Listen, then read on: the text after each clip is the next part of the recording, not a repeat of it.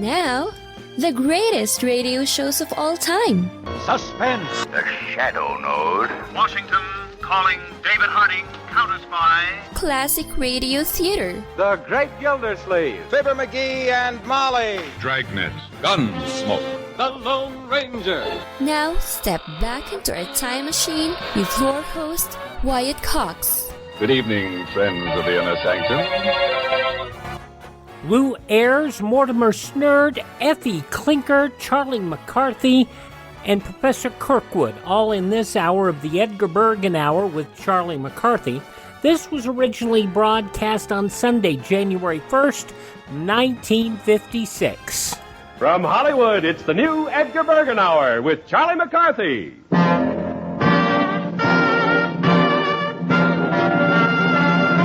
Now, clip your Bergen, so help me, I'll mow you down.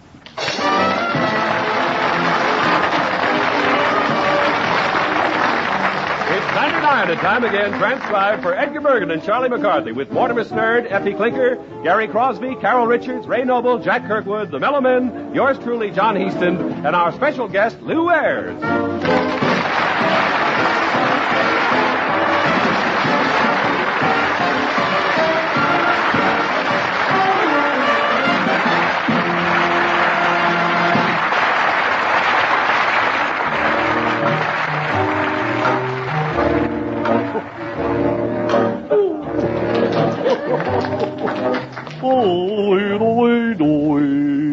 Oh, should old acquaintance be forgotten? Dee-do-dee-do-dee-dee-dum. I forgot it too, yeah. Mortimer? Yeah. Here we are in the new year, 1955, died last night. It did? Yeah. Mm-hmm. Nothing serious, I hope? No. No, it just died. Well, last night. Last night. You'll say, they sure had a noisy funeral for it, didn't they? Yeah.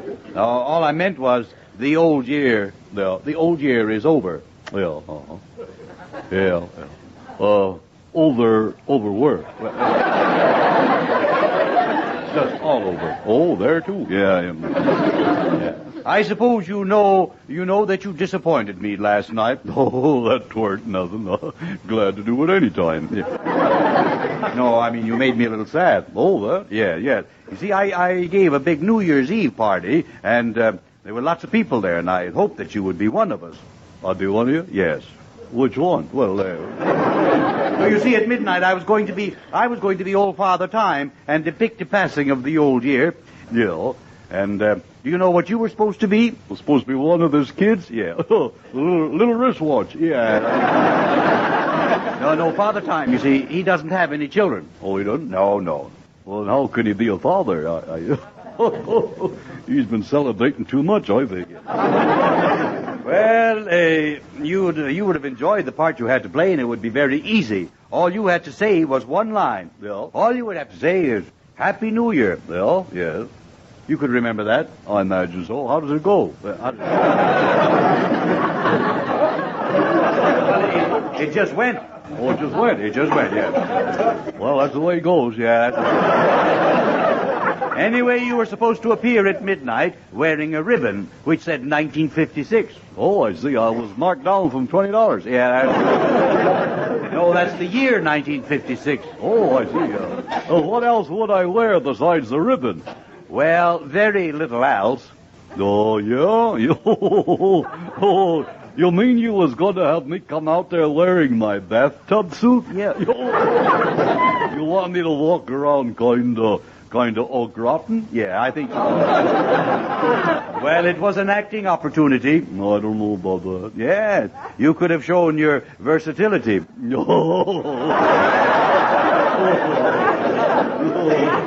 You know, everybody dressed up in a costume. Why, you could come in wearing a funny face. Yeah, well, with me, there ain't no choice. Have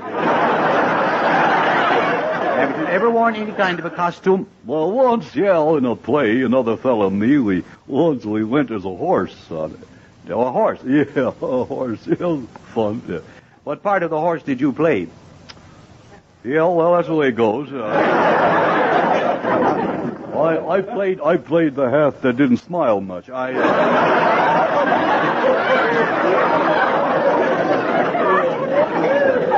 I see. Well, you know, you still haven't told me why you didn't show up at the party. Well, I'll tell you, lucky thing I didn't come over. Yeah? Yeah, just as I was leaving, I went to say goodbye to my trained skunk. Your trained skunk. Yeah. And what happened? Well, he broke training. Oh, he broke training. Good night. Happy New Year!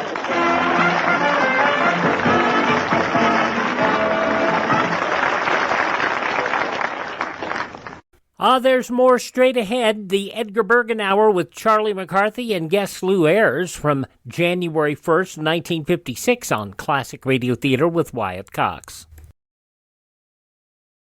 Thanks for tuning in to Classic Radio Theater with Wyatt Cox here on your favorite station. Now more of the Edgar Bergen Hour with Charlie McCarthy, January 1st, 1956. And now pull up your chairs a little closer, culture lovers. It is time for our Poet's Corner. And here is our distinguished guest of the evening, the Poet Laureate of the Mobile Gas Grease Rack, Professor William Makepiece Kirkwood. Happy New Year, everybody. Welcome, Professor. I thought we would open our first Poet's Corner of the new year by quoting Chaucer's famous words. The time that may not sojourn, but goeth and may never return, as whate'er that doon renneth a, but never droppe returne may. Beautiful, beautiful. Have you been drinking, boy? No. Please, Professor, that was just a bit of old English. Sounded more like too much old stag to me. Professor, I've had enough. You should have said that last night. No. You sure must have hung one on, you know. I'm surprised at you, Professor, not recognizing the work of the great fellow poet like Chaucer. Oh, yes. Chaucer. Oh, of course. I didn't hear you the first time. Why, he's an old pal of mine. A pal of yours, huh? Sure, old Chaucer boy. Why, I had dinner with him just last week. With Chaucer? Yeah. Uh-huh. For your information, Chaucer died over 500 years ago. He did? Yeah. I thought he wasn't looking well. I can understand that, yes. Well, we better get on, Professor. Have you created any new poetic masterpieces lately? Oh, yes, boy. I've just begun work on a new epic poem. It starts, roses are red, violets are yellow. Pardon me, violets are blue? Violet washed hers and they faded. Violet's faded. Yeah. Ew, I think I pulled a bloomer there. Now tell me, Professor, what kind of background does a poetic genius like you come from? For instance, what do your parents do? Well, Dad has a big job down at the freight yard. Yes? Loading dice. Mm-hmm. And Mother is a shoplifter. I see. Or perhaps I should say an ex-shoplifter. Oh, you mean she's reformed? No, she's in the clink. Oh. That's awful, I think. Oh, it was a tough break. Yeah. She stole a portable radio, and just when she was walking past the store detective, her bustle started playing I'm Walking Behind You. That's a shame. How long has your mother been incarcerated? Well, that depends. I suppose. Depends on what? On what incarcerated means. Oh. Well, it means, never mind, Professor. I think we won't go into that at all. I think it's better that you just go on with your poem for the evening. Oh. What do we have? Yes. Well, I call this one Ode to Young Love. Oh, yeah.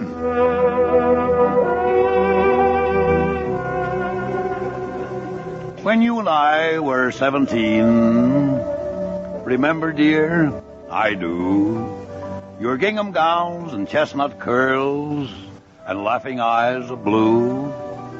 Remember by the old mill pond, the time our lips first met, you taught me everything you'd learned of life and love, and yet you were so smooth, I never knew, alas, until too late, when you and I were 17, that you were 38.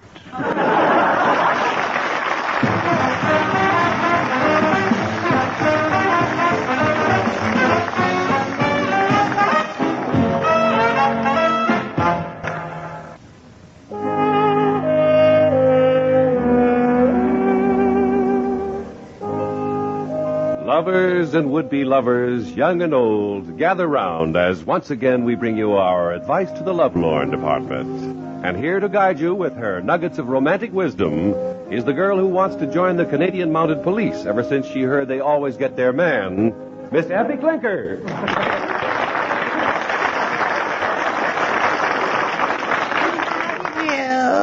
Happy New Year, Effie. Well, you mean Happy Leap Year. Happy Leap Year. Yeah, it's here again, girls. Oh, goody, goody. It's like having a free hunting license. Yes, I know. Well, here it is, 1956. Yes, it is. Was 55 a good year for you, Effie? Well, now, I'll admit I made lots of mistakes. You made mistakes. Yes, I did. Especially with men. With men, yes. And don't think I didn't enjoy them. I did. Yes, Ned. Yeah. What about the New Year's resolutions? Well, last year I made a resolution not to go out with Rubirosa. I see. And did you keep it? No, but he did. He did. Yeah. Well, good for him. Yeah, tough for me. Yeah. But, Effie, I hear that you were at quite a New Year's Eve celebration. Yes, I did. Oh, what a night. And a strange man even put his arm around me. No. Oh, I didn't know him at all. And he put his arm around you? Yeah. Well, of course you told him to take it away. No, I didn't know. Why? Well, my mother said never to speak to strange men. Oh, he was the nicest strange man. Yeah, probably just wanted to dance. Yes. Yes, let's say that, yes. Yeah. I imagine you enjoy dancing? Not like I used to, I must admit. I see. Dancing used to sort of fan the flame of romance in me. Yes. But now it only shakes down the ashes. But I will say we had a hilarious time. Yes. Very high. Yeah. Effie, are you inferring there was an overindulgence at this party? You know, I thought you were on the wagon. I am, but around holidays, I sometimes let one foot drag a little bit. Yeah. Had a little trouble hanging on the other night. You mean, Effie? Yes, let's face it. By midnight, I was tighter than my girdle. I see. By 1 o'clock, I noticed the walls of the room were covered with spiders. Yeah, were? Oh, yes. And you know what? No. I spun a better web than any of them.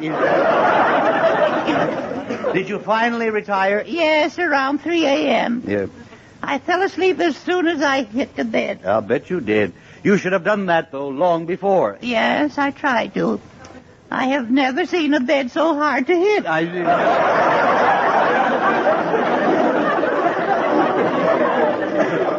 Oh, you silly, silly girl, you. Yeah. Well, we better get on to our Advice to the Lovelorn mailbag. Yeah. Yeah. The first listener writes, Dear Miss Clinker, I'm trying to decide whether to be an old maid or whether to get me a husband. What would you advise me to do? Well, dearie, you have to decide which you want to do. Yes. Be an old maid looking for a husband every day, or get a husband and be looking for him every night. How about this letter? How about it, yeah? Yeah. Dear Miss Clinker, how late should a girl stay up at night? Don't ask me. Yeah. I was out after 2 last night. You were? Didn't catch either one. Another one? Dear Miss Clinker, do you ever go out with a man who kisses and tells? Sure. Yeah. At my age, I need all the advertising I can get. And this is the last letter we have time for. Dear Miss Clinker, the man I'm going with is very mean to me sometimes. What shall I do? Well, my advice to her, dearie, is this. Yeah. Teach him a lesson he'll never forget. Marry him. Yeah. Do you have any final advice for the ladies in our audience? Yes, I do, girls. Be very careful when selecting a husband. Many women marry a man for life and find out he doesn't have any. Yeah.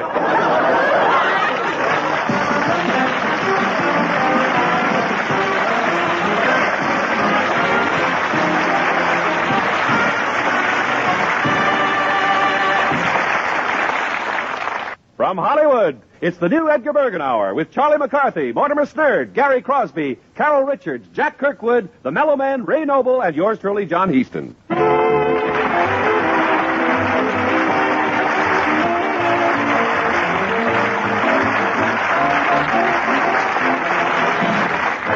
And here they are now, Edgar Bergen and Charlie McCarthy.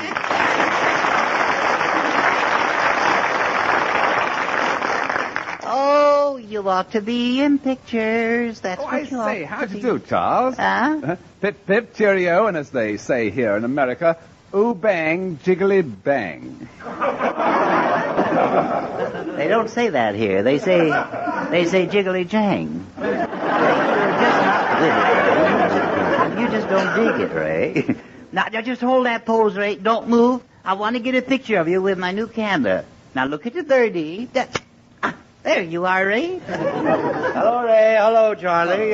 What's going on here? Oh, I'm busy taking pictures of Ray. Oh, so you're really having fun with your new camera?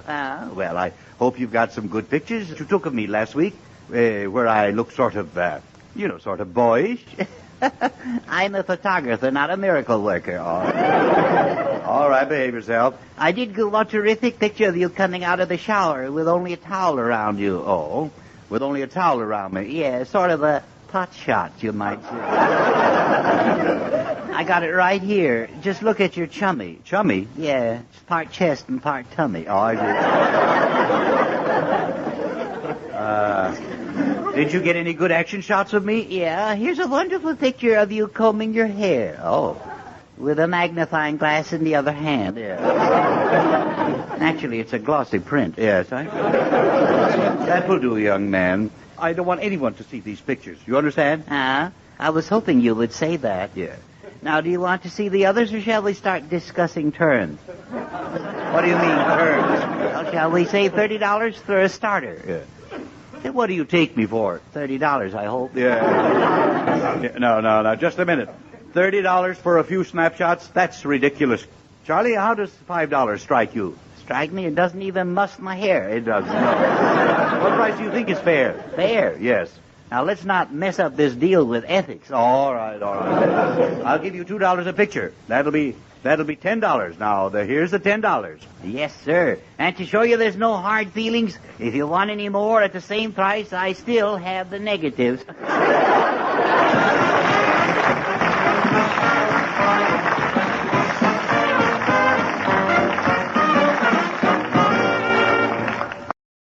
Ladies and gentlemen, tonight on the Meet the People segment of our show, we are highly honored in having with us one of Hollywood's most distinguished actors. He is the star of All Quiet on the Western Front, and more recently, the Dr. Kildare series, Johnny Belinda, and many others. However, for the past 2 years, he has been busy completing a film concerning a subject that is very close to his heart, the world's great religions. I'd like you to meet Lew Ayres. Thank you, and good evening, everybody.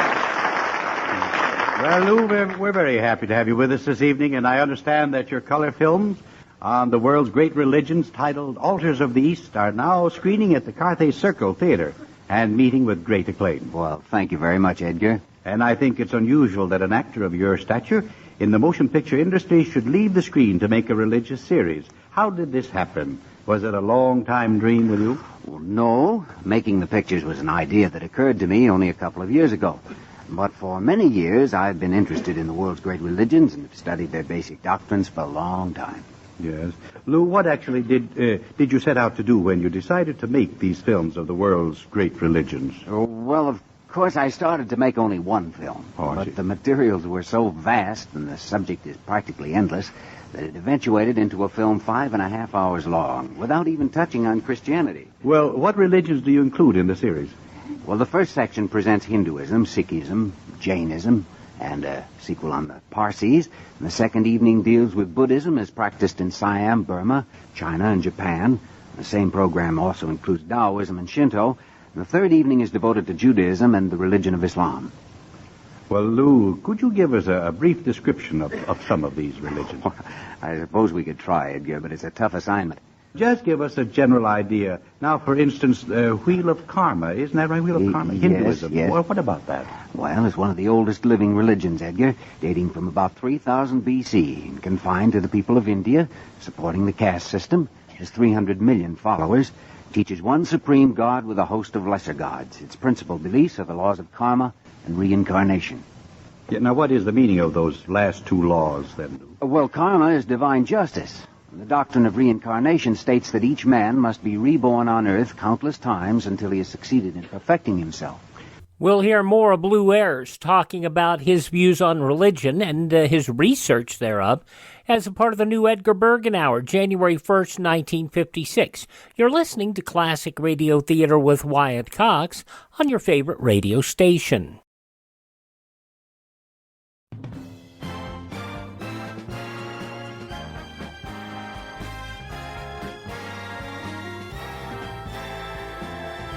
Thank you for tuning in to Classic Radio Theater with Wyatt Cox. Now more of the new Edgar Bergen Hour with Charlie McCarthy. Right now, Edgar talks with Lew Ayres about Lew's study on religions of the world. Now, what about Jainism? Now, that's a reform on Hinduism. It began about 2,500 years ago. It outlaws the caste system and Hindu rituals.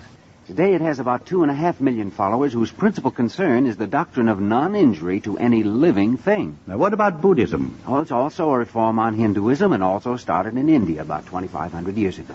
It supposedly has about 500 million followers throughout Asia. And does not teach about God at all. It believes in man's immortality and claims we all will be born again and again until we have perfected our souls. Well, just how does one do this?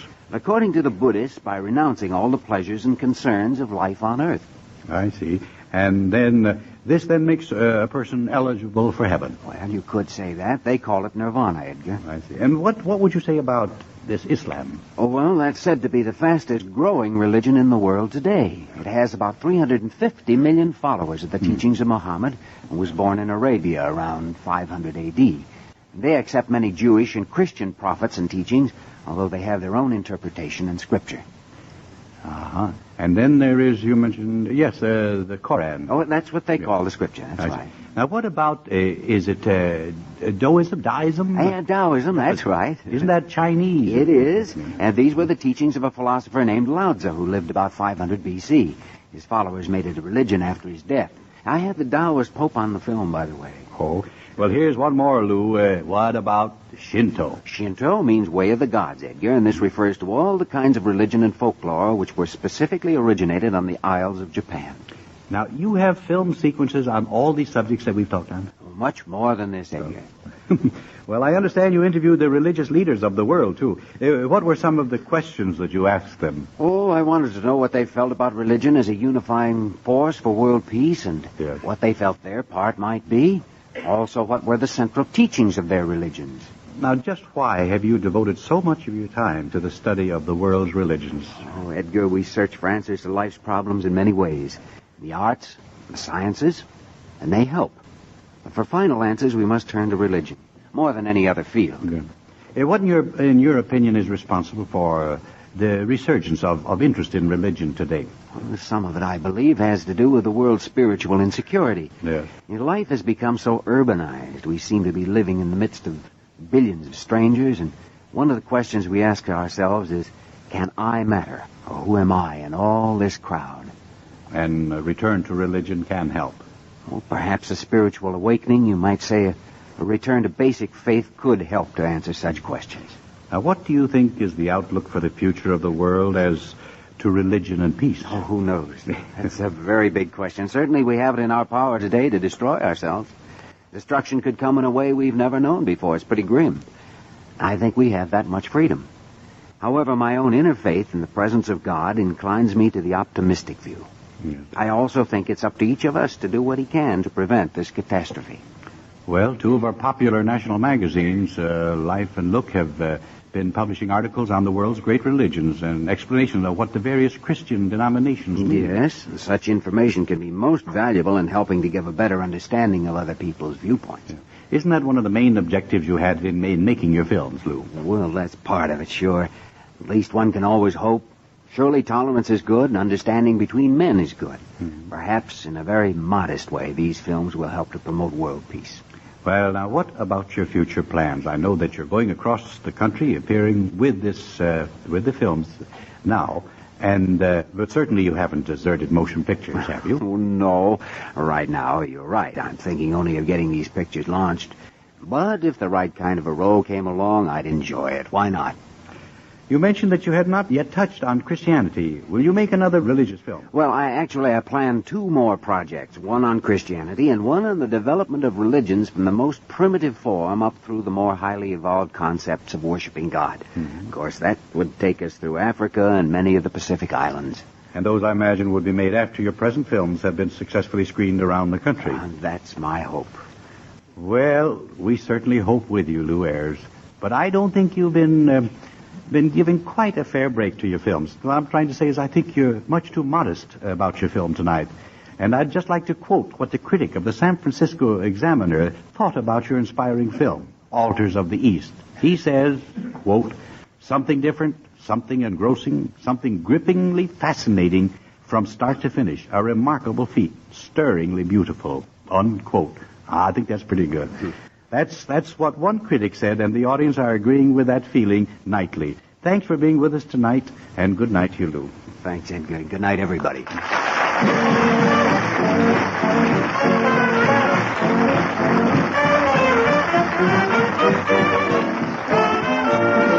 January 1st, 1956, the new Edgar Bergen Hour on Classic Radio Theater with Wyatt Cox. Don't worry, Charlie will be back in a moment. Thanks for tuning in to Classic Radio Theater with Wyatt Cox here on your favorite station. Now the conclusion of the new Edgar Bergen Hour with Charlie McCarthy, January 1st, 1956. Ladies and gentlemen, with the increasing trend towards medical shows on TV, as well as the actual performance of surgical operations before the cameras, it is very possible that before long we'll be having television hospitals, staffed by doctors who have had 4 years of medical school, a year of voice study, and 2 years of tap dancing with Arthur Murray. So come along with us as our special events department gives you a look into the future, and we visit Dr. McCarthy's television hospital. A staff rehearsal is in progress as we enter. We're the MDs of TV, the stars of screen and surgery. We operate on Channel 3. Cut, cut, cut. We're the doctor's video. If your appendix has to go, come to us for the opening show. Slice, slice, slice. While Liberace plays a candelabra sonata, we tenderly remove your entire gallbladder. We'll sew you up with an argyle stripe. Or with 3 buttons if you're the Brooks Brothers type. We're the MDs of TV, the stars of screen and surgery. We operate on Channel 3. Saw, saw, saw. We snip tonsils by the stack, remove your sacroiliac, and what's left over we put back. Quack, quack, quack. Is there a doctor in the house? Stars of TV.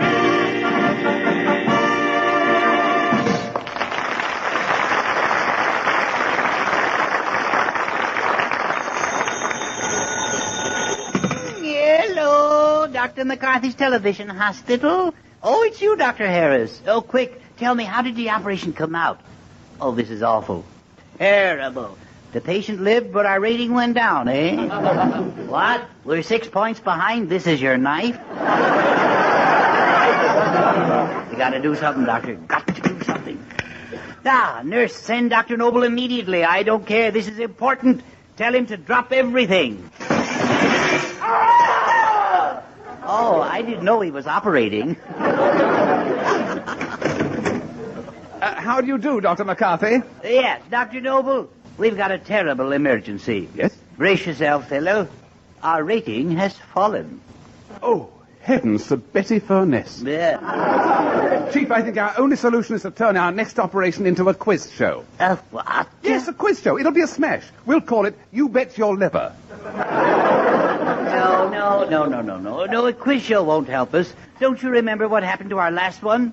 Take it or we'll inject it. Remember that one? All right. right. Well, how about a dramatic show? Four-Scar Playhouse. No. But we could get Humphrey Bogart and do the Novocaine Mutiny. Oh, cut it out, will you, Doctor? Cut it out. Oh, that reminds me, old boy, I've got a patient on the operating table. Well, pip, tally-ho, and forest lawn. He must be sniffing his own ether. What am I going to do to raise our TV ratings? Yes, what is it? The new intern from CBS is here? Well, send her right in. Maybe a beautiful face will do the trick, too. Hello, I'm Dr. Richards. Yeah. Down, blood pressure, down. How about a kiss, honey? A kiss, please. Remember, you're a doctor, and I'm a doctor. Haven't you heard of socialized medicine? Oh, you're quite an operator. Yeah, that's me, Charles McCarthy, M.D., Ph.D., and a little fiddle-dee-dee. Oh, please, Doctor. Yeah? I hear you want me to help with your TV operation tonight. This is right, yes. Dr. Richards, I've checked you, and you've had best marks in medical school. And here's your outfit.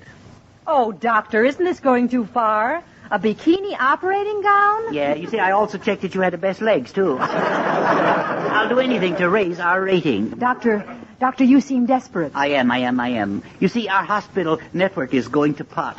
Here, I'll switch you to our studio viewer, just to show you the type of programs we're turning out lately. They're not good, you know. And now, Dr. McCarthy's TV hospital brings you another heartwarming episode in the life of Becky Hockenridge, girl patient. The real-life drama of one woman's fight against hangnail.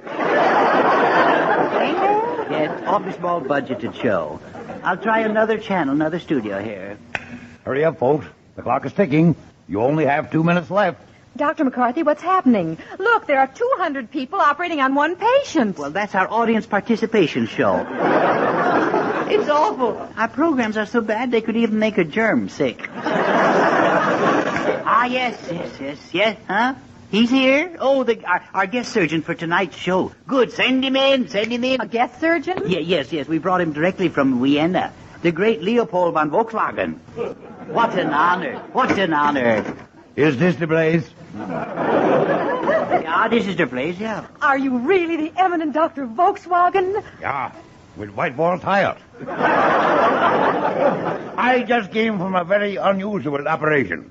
I removed a man's tonsils, liver, and kidney. And what was so unusual about that, Doctor? He had measles. But while I was at it, I cut out the spots. You cut out the spots? Yeah, you should see him now. When he drinks water, he leaks like a shower. Sounds like a good act. But what do you do for an encore? Oh, that's simple. Blindfolded, I remove anything the audience requests.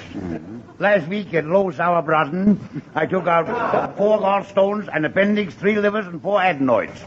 I don't believe it. You don't? I'll show you my scrapbook. Oh, Doctor, you're certainly happy at your work. You seem so effervescent. Did you ever see me when I ever wasn't?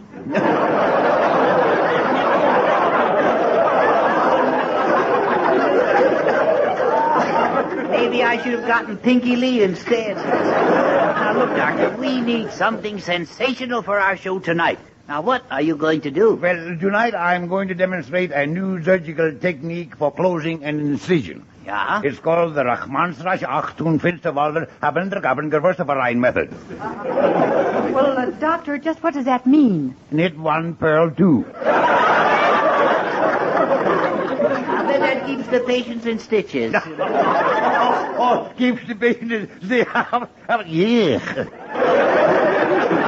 Maybe this is not the right place. Dr. McCarthy, calling Dr. McCarthy. You're wanted in studio surgery. Your show is ready to go on. Oh, good. Come on. Places, everyone. We're on the air.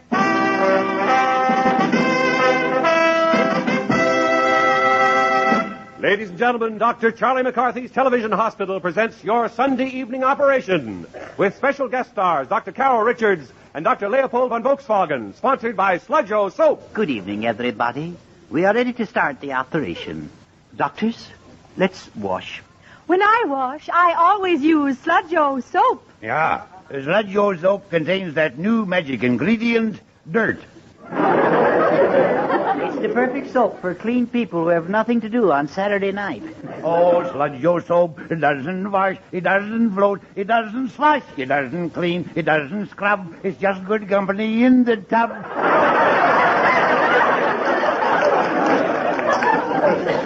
And now, on with the operation. Here is tonight's patient, Mr. Gary Crosby. I'm sick, doctors. You must help me. I've got fever, chills, a headache, a backache. I'm dizzy, and I've shooting pains and a sore throat. How do you like that? Them that has gets. It looks like an emergency. We better check his throat. Take over, Dr. Volkswagen. Yeah. Tongue depressor. Tongue depressor. Probe. Probe. Somebody with a long finger.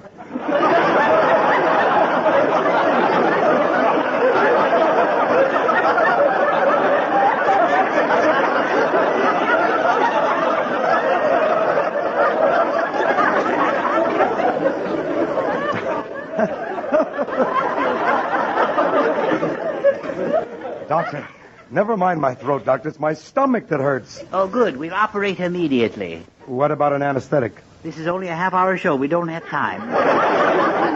Here, take a couple of sleep ease tablets. Oh, sure. Now, I think we should cut right here. I'll mark an X. No, doctor. I think we should cut over here. I'll mark an X. And I mark an X here.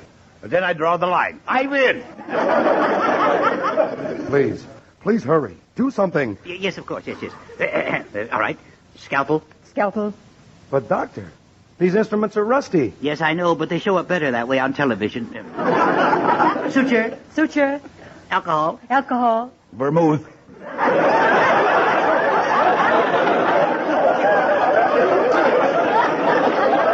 Vermouth. Want me to drink this stuff straight?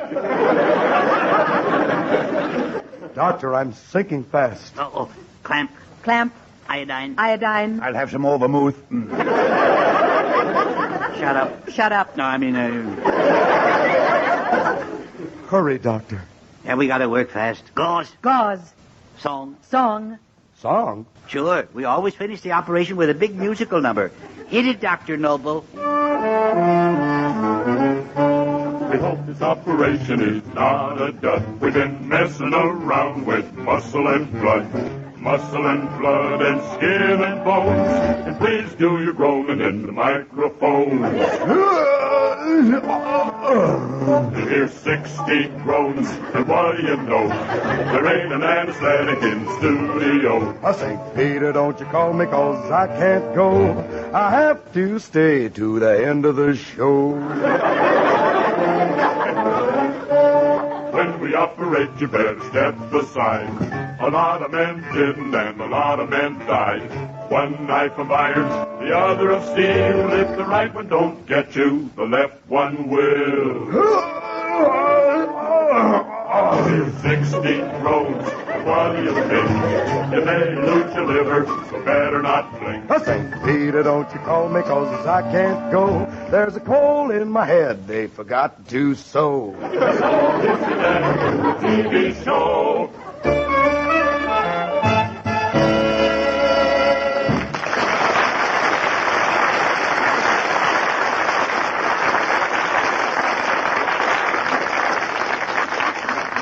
Oh, and they call his dad the groaner. Well, the operation is over. We've removed everything. Tell us, Mr. Crosby, just what was wrong with you? Nothing. Nothing? That's right. I just wanted to be on television. Hello, Dad. Hi, Lynn. I'll be right home That's without what the he money. thinks. We're the Cutters of TV. We operate hilariously. Every Sunday night you'll see us kill 'em on Channel 3.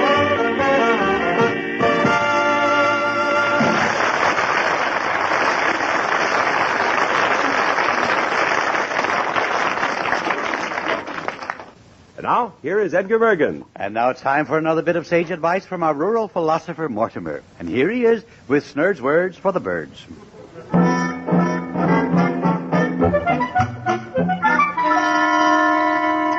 When breathing, always use your lungs. Mortimer, until next Sunday, good night, everyone.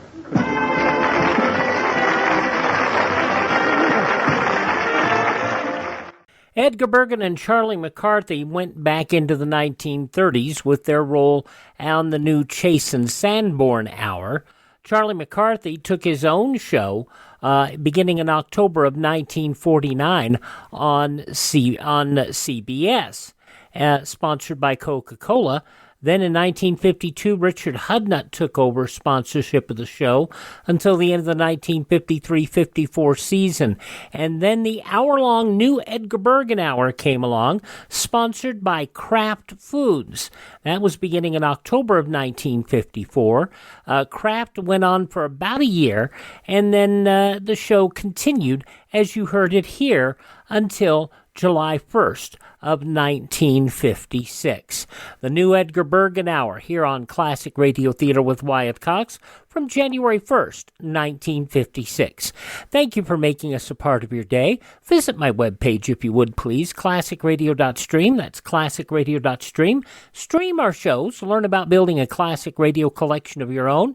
You can contact me there, find our social media links, and you can also buy me a copy. That buy me a copy money helps us maintain our distribution channels and helps keep us building and acquiring new classic radio collections.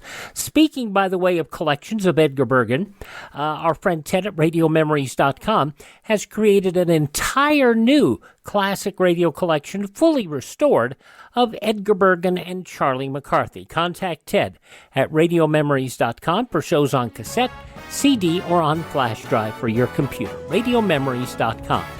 Thanks for tuning in. Tell all your friends the great radio shows are right here at this spot on the dial. Classic Radio Theater with Wyatt Cox on your favorite radio station.